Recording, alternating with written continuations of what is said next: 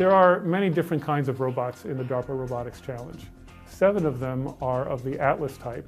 Atlas Unplugged is the upgrade to Atlas to allow it to run entirely on batteries and to have it use a wireless communication path and for it to not require a safety tether to hold itself up. Basically, we have to cut the cord. We have to no longer rely on a safety line on the top. You can see that there's one there right now, and you're going to continue to use them during your testing. But of course, when we have the contest itself and you're getting ready for the contest, that safety line is not going to be there anymore. The new Atlas is 75% new. Only 25% of the parts that are in there are from the old Atlas. The rest of them are really used for the onboard energy storage, better energy efficiency, much more dexterity, and the robot is much quieter than it was before. It also is a little bit stronger so that it can better get off the ground in case it falls.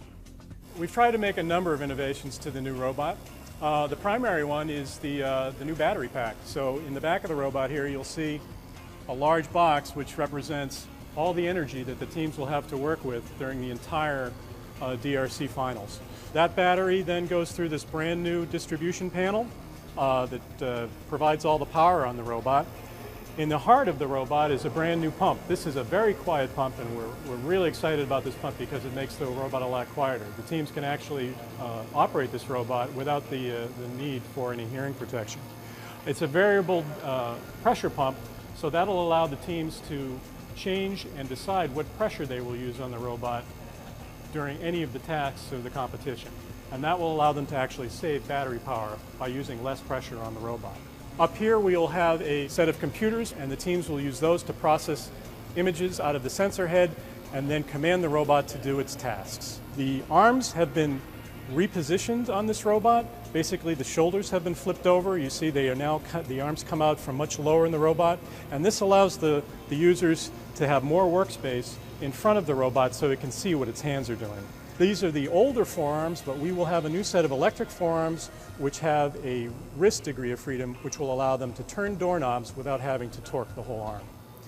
3/4 of this robot has changed basically from the knees all the way up. So the teams are going to have quite a job over the next 3 months to get reacquainted with the new Atlas Unplugged. The finals are going to be very hard. They're going to be much harder than the trials were. I know none of you like that idea.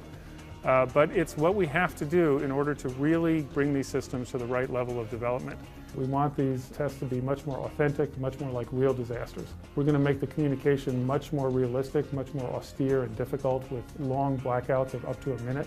The robots are going to have to do all of these tasks in sequence without any human help. There won't be any possibility for a person to intervene. And so the robots will have to perform much, much better than before. They'll have less time to do it, only an hour for the entire mission. And may the best robot win.